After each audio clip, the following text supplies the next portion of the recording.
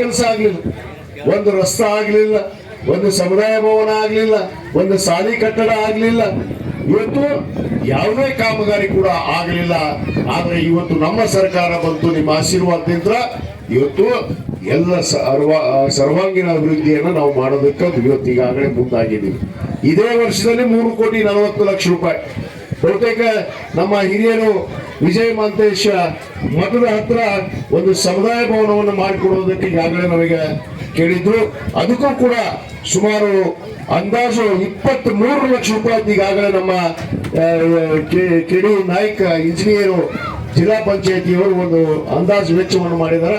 ಆ ಅಂದಾಜು ವೆಚ್ಚಕ್ಕೆ ಅದಕ್ಕೂ ಕೂಡ 23 ಲಕ್ಷ ರೂಪಾಯಿ ಅನುದಾನವನ್ನು ಕೊಟ್ಟು ನಿಮಗೆ ಆ ಒಂದು ಸಮುದಾಯ ಭವನವನ್ನು ಕೂಡ ನಾನು ನಿರ್ಮಾಣ ಮಾಡಿಕೊಡ್ತೀವಿ ಅನ್ನೋ ಮಾತನ್ನು ಕೂಡ ನಾನು ಈ ಸಂದರ್ಭದಲ್ಲಿ ಹೇಳ್ತಾ ಹೆಚ್ಚಿಗೆ ಸಮಯವನ್ನು ತೆಗೆದುಕೊಳ್ಳೋದಿಲ್ಲ. ಯಾಕಂದ್ರೆ ಎಲ್ಲರಿಗೂ ಬಹಳ ಹೊಟ್ಟೆ ಹಸ್ತೈತಿ, ಊಟ ಮಾಡ್ಬೇಕಿಲ್ಲಪ್ಪ, ಹೊಟ್ಟೆ ಹಸ್ತೈತಿಲ್ಲ ಎಲ್ಲರಿಗೂ. ಅಷ್ಟು ಮಾತಾಡೋದಿತ್ತು. ಮಳಿರಾಯ ಬಂದ ಪರವಾಗಿಲ್ಲ, ನಮಗೆ ರೈತರಿಗೆ ಮಳಿ ಬೇಕು. ಮಳೆ ಬೆಳೆ ಇದ್ದಾಗಲೇ ನಾವು ಸುಖ ಶಾಂತಿ ನೆಮ್ಮದಿಯಿಂದ ಇರೋದಕ್ಕೆ ಸಾಧ್ಯ. ಈಗಾಗಲೇ ನಮ್ಮ ತಂದೆಯವರಿದ್ದಾಗ ಹೈಸ್ಕೂಲ್ ಆಯ್ತು, ಇವತ್ತು ಪ್ರಾಥಮಿಕ ಶಾಲೆ ಇದೆ, ಹೈಸ್ಕೂಲ್ ಕೂಡ ಮಂಜೂರಾತಿಯನ್ನು ಮಾಡಿದರು. ಈಗಾಗಲೇ ನಮ್ಮ ಅನೇಕ ಹಿರಿಯರು ಮನವಿ ಮಾಡಿಕೊಂಡಿದ್ದಾರೆ, ಏನು ಒಂದು BCM ವಸತಿ ನಿಲಯ ಆಗಬೇಕು ಅನ್ನೋದನ್ನ ಕನಸನ್ನು ಇಟ್ಕೊಂಡಿದ್ದೀರಿ. ಅದನ್ನು ಕೂಡ ಖಂಡಿತವಾಗಿ ಈ ಅವಧಿಯಲ್ಲೇ ನಾನು ಆ ಒಂದು ಹಾಸ್ಟೆಲ್ ಅನ್ನ ಕಟ್ಟುವಂತ ಕೆಲಸ ಇದು ಮಾಡಿಕೊಡ್ತೀನಿ ಅನ್ನೋ ಮಾತನ್ನು ಕೂಡ ನಾನು ಈ ಸಂದರ್ಭದಲ್ಲಿ ಹೇಳಕ್ಕೆ ಇಚ್ಛೆ ಪಡ್ತೇನೆ. ಅದು ಅಲ್ಲದೆ ಈಗಾಗಲೇ ಸುಮಾರು ಕಾಮಗಾರಿಗಳನ್ನ ನಾನು ಹಿರೇಬಾದವಾಡಿ ಗ್ರಾಮ ಪಂಚಾಯತಿದಷ್ಟೇ ಮಾತಾಡ್ತೀನಿ. ಸುಮಾರು 3,40,00,000 ರೂಪಾಯಿ ಕಾಮಗಾರಿಯನ್ನು ನಾವು ಈಗಾಗಲೇ ತೆಗೆದುಕೊಂಡಿದ್ದೀವಿ. ಈಗಾಗಲೇ ರಸ್ತೆ ಪೂಜೆಯನ್ನ ಕಳೆದ ಅವಧಿಯಲ್ಲಿ ನಾನೇ ಈ ರಸ್ತೆ ಕೂಡು ರಸ್ತೆ ಮಾಡಿದ್ದೆ.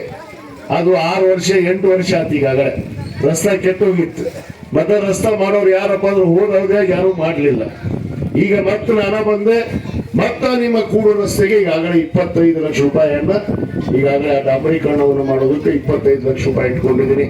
ಅದೇ ರೀತಿ ಬಾಗವಾಡಿಗೆ ಸರ್ಕಾರಿ ಪ್ರೌಢಶಾಲೆಗೆ ಇವತ್ತು 2 ಕೊಠಡಿಗಳಿಗೆ 30 ಲಕ್ಷ ರೂಪಾಯಿ ಅನುದಾನವನ್ನ ಮಂಜೂರಾತಿಯನ್ನ ಮಾಡಿದೆ.